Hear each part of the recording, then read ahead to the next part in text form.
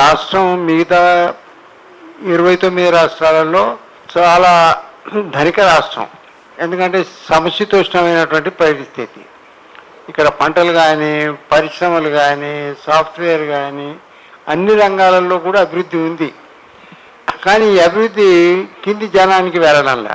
ఇక్కడ బడ్జెట్లో ఒకటి ఏమిటంటే బడ్జెట్ పెంచి చూపుతారు. ఉదాహరణకి ఏమిటంటే బడ్జెట్లో రెవెన్యూ బడ్జెట్, అప్పుల బడ్జెట్ అని రెండు ఉంటాయి, క్యాపిటల్ ఇన్వెస్ట్మెంట్ అని. ఈ రెవెన్యూ బడ్జెట్లో 4 అంశాలు ఉంటాయి.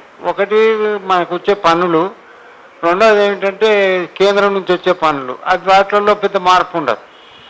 నాన్ ట్యాక్స్ రెవెన్యూ అని ఉంటుంది, అంటే పన్నులు లేకుండా వచ్చే ఆదాయం, అడవులు కానీ, మైన్స్ కానీ ఇట్లాంటి వాటి నుంచి వచ్చేటటువంటి ఆదాయం. రెండవది గ్రాంట్స్ ఉంటాయి.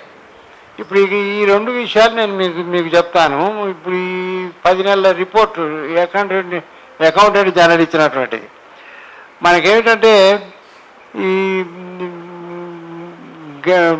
నాన్ ట్యాక్స్ రెవెన్యూ 31,618 కోట్లు రావాలి. 31,000 కానీ వచ్చింది ఎంత అంటే 7,800 కోట్లు. అసలు రావు, కానీ పెంచి చూపుతారు. అలాగే గ్రాంట్లు ఇతర దేశాల నుంచి కానీ మన కేంద్రం నుంచి వచ్చేటటువంటి గ్రాంట్లు 22,700 కోట్లు, కానీ వచ్చింది ఎంత అంటే 4,200 కోట్లు. అంటే ఇంత తక్కువ ఆదాయాన్ని ఎందుకు వస్తుంది అని చెప్పండి, అసలు మనకు వచ్చేదే అంత. కానీ వాటిని పెంచి చూపుతారు. పెంచి చూపి ఈ వృత్తి సంఘాలకు, దళితులకు, గిరిజనులకు అందరికీ కేటాయింపులు బాగా చూపుతారు.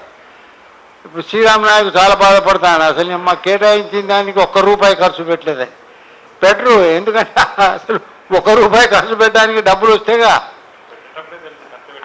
పెట్టరని తెలుసు కాబట్టి మొదలు మీరు సంకల కొట్టాలి, సంబరపడాలి అని చెప్పని బడ్జెట్లు కేటాయిస్తారు.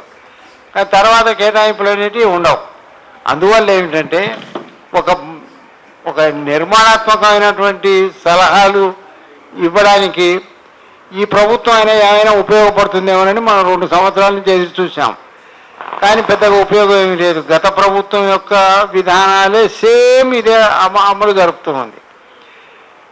ఇక మన చివరి విషయం ఏమిటంటే మన దగ్గర 82% ప్రజలు, అంటే 4,20,00,000లలో 82% ప్రజలు అత్యంత దారిద్ర్యంలో ఉన్నారు. వీళ్ళ యొక్క కొనుగోలు శక్తి పెంచాలి. కానీ మనకు పర్ క్యాపిటల్ ఇన్కమ్ తలసరి ఆదాయం ఎంత పెరిగింది? 4,20,000 కోట్లు పెరిగిందట. అంటే ఒక మనిషికి ఆదాయం 4,20,000 కోట్లు. అయితే ఉదాహరణకి ఏమిటంటే ఇప్పుడు సాగర్ ఉన్నాడు, ఆయనకు 100 కోట్ల ఆదాయం ఉంది, నాకు 10 కోట్ల ఆదాయం ఉంది. ఈ 2 కలిపి లెక్కేస్తారు. నా ఉన్న 10 కోట్లు పోయిందనుకోండి, ఆయనకు 100కు ఇంకో 100 కోట్లు వచ్చిందనుకోండి, అప్పుడు 100 కోట్లు లెక్క. అంటే పర్ క్యాపిటల్ అనేది ఎంత మోసం అంటే, అలాగే జిఎస్డిపి కూడా, రాష్ట్ర స్థూల ఉత్పత్తి కూడా పెరుగుతుంది. $3 ట్రిలియన్, $4 ట్రిలియన్ ధనవంతులది లెక్కైతే పెరుగుతుంది.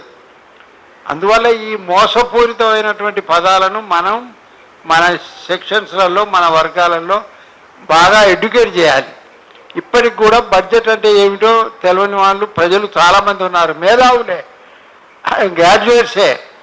అందుకోసం మనం వాళ్ళని చైతన్యవంతులు చేయాలి. ఈ బడ్జెట్ ప్రవేశపెట్టిన తర్వాత ఇందులో ఉన్నటువంటి మోసాలను బట్టబయలు చేస్తూ మనం వివిధ సంఘాల తరఫున కరపత్రాలు వేయడం, వాళ్ళను సెమినార్లు పెట్టడం, తర్వాత మనం ప్రభుత్వం ముందు ఆందోళనలు చేపట్టడం, ఇట్లాంటి కార్యక్రమాలు చేపట్టాలి.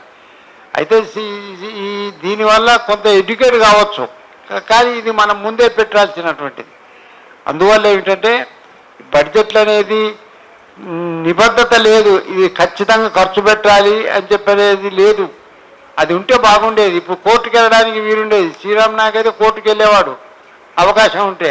లేదు, 1000 కోట్లు కేటాయించి ₹1 ఖర్చు పెట్టకుండా ఉన్నా చేసేది ఏమీ లేదు. అందువల్ల ఏమిటంటే ఈ బడ్జెట్ల గురించి మనం ప్రజలను చైతన్యం చేసి ప్రభుత్వం యొక్క విధానాలకు వ్యతిరేకంగా తయారు చేయడం తప్ప మరొక మార్గం లేదు.